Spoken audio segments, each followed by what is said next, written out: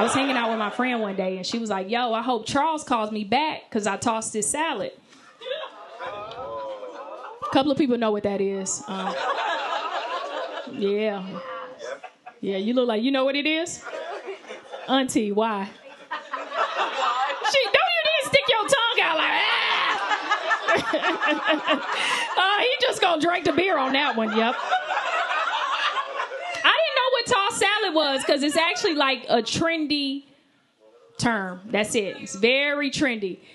I do know when you go to an expensive steakhouse that a waiter brings the tray out to the table and he tosses the salad at the table.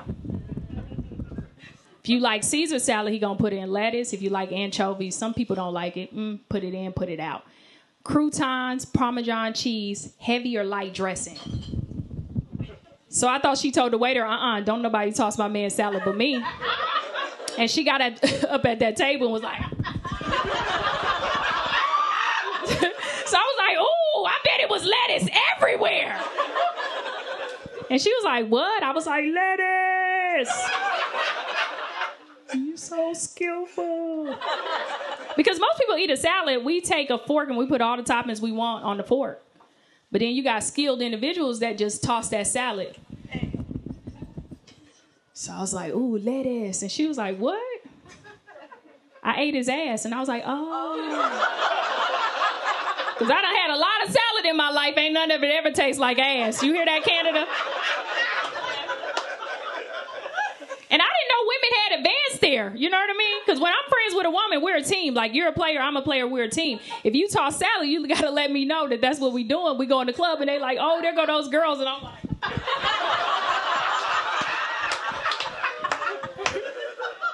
But I don't judge my friends. You're free to do whatever you want.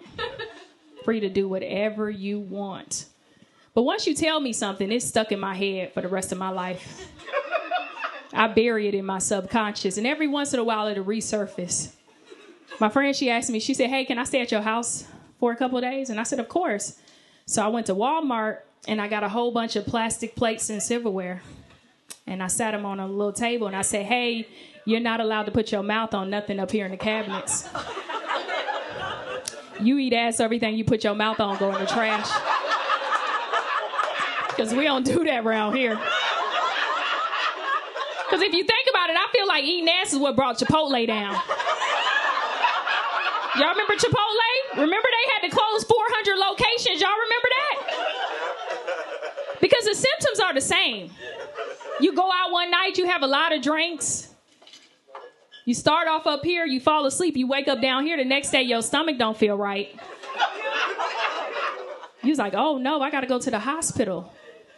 And when you ever go to the hospital, they always ask you, what was the last thing you ate? You don't see ass on that checklist. It's not there. You do see other. You could pencil in ass. But then you got to take that to the receptionist at the front, and she going to be like, oh, my God, did you pencil in? Wait 1 second. Let's nurses, doctors, everybody stop saving that life. Janitor, come over here. That says ass. And you don't want to suffer that embarrassment. So what do? You go back to that checklist. They say, what was the last thing you ate? You check other, and you pencil in Chipotle. Damn. They didn't deserve that. So whenever I would see my friend, I would make a little joke. I'd be like, ass. I don't know why I talk in slow motion when I'm talking about ass. She was like, yo, why you keep making these jokes? That's not funny. I was like, I just be playing. She was like, no, I don't think it's funny. I opened up to you. She was like, maybe that's the reason why you're single. I was like, because I don't eat ass? Well, okay. That's a little aggressive. She was like, no, you should be more open to things. Don't knock something till you try it. And when somebody ever makes a personal attack towards you, that stuck with me. So I went home late at night, pulled open my laptop, made sure all the lights were off, turned the volume down just to only where I could hear it. And I looked it up, and I saw a guy, he was bent over a stool, and the girl tossed his salad, and he said, oh! And I was like, ooh, it's the noise for me. I don't ever want to do that because I don't want no man making feminine noises in the bedroom like, oh! Ooh, I'm like, he can't fight. That's not a protector. That's the type of man that wear flip-flops and a fanny pack, you know? Imagine somebody pull up on you like, hey, give me all your money. You're like, oh! Like, stand up, get out of that position. Fight for me. If I ever toss a salad, I want that man to be like, ah! Don't you ever do that shit again. I almost punch you in the... Where'd you learn that from, huh? Ah. All right, do it again. Ah! I'm like, oh my God. Almost lost the eye. It's crazy because I'm morphing into my mother and I don't want to be her because she's an old single woman and she loves to watch the news. And I don't know if you know people that watch a lot of news, but they feel like the world is a far worse place than it actually is. So every time I call my mother with something exciting, she likes to hit me back with fresh fear. Called my mother up recently. I said, hey, Ma, I'm going to Vegas. She was like, ooh, be careful, you're going to get drugged. I was like, Ma, I hang out with black people. That's not our shit. She was like, no, baby, they drugging everybody. I was like, oh. It's crazy because I went to Vegas and got drugged.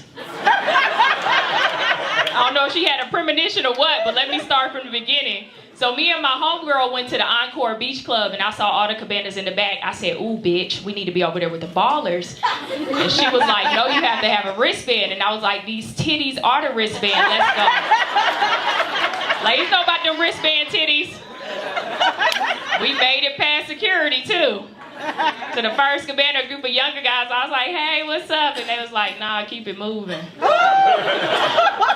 I don't know about you guys, but whenever I get rejected in a public place with music, I immediately start dancing. And I pass it to the next lonely bitch. Like, he wasn't talking to me, he was talking to you. I don't know if you've ever been to Vegas in the summertime, but it's 115 degrees. So I had sweat dripping down my face, the sun crippled my back. I'm over 30, so my knee went out.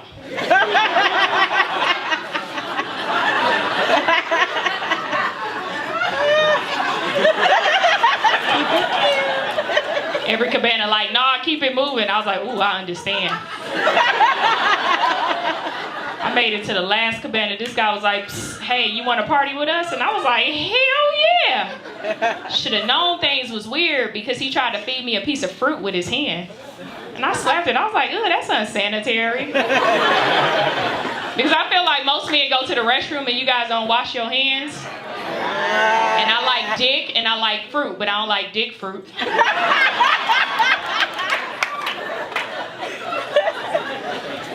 He was like, well, you want some water? And I said, of course. And behind my back, he put Molly in my water. I had never done drugs a day in my life, and he put Molly in my water. And when I tell you I had the best time of my life. Yes! For the first time in my life, I felt free. Now I know how it feels to be white. I felt free. I had no oppression or struggle on my shoulder. I was non-judgmental. That same guy came back with that dick fruit. I was like, ah!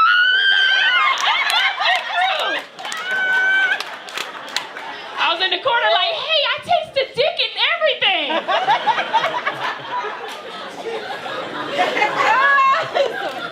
Because once you had dick, you never forget how it tastes. Rich dick tastes like caviar. Broke dick tastes like street meat. You know, the kind of Mexican people sell with the hot dog with the bacon wrapper. That's a broke dick right there. It tastes good as hell in the moment, but in 2 days it's gonna mess up your stomach and your credit.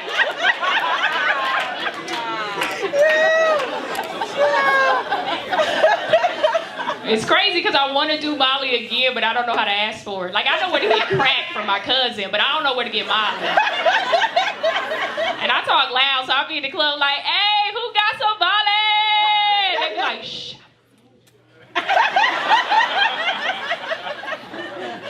But then I'm always weary of asking, because somebody could double back as the police, like, hey, bitch, I'm the police. I'm like, oh, shit. So what I like to do is I like to go to clubs and sit my drink down.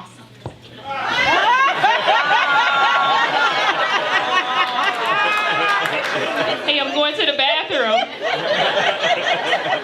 Nobody ever put shit in my drink. Where is Cosby? Fuck y'all, I'm trying to turn up. He sounds like a good time to me. Don't owe me, because as a black woman, I stood by his side. I was like, Bill Cosby would never do anything like this. This is a man trying to bring him down because he wants to buy NBC. 10 women in, I was strong with the black conspiracy. When it got up to 50, I was like, ooh, he did that shit.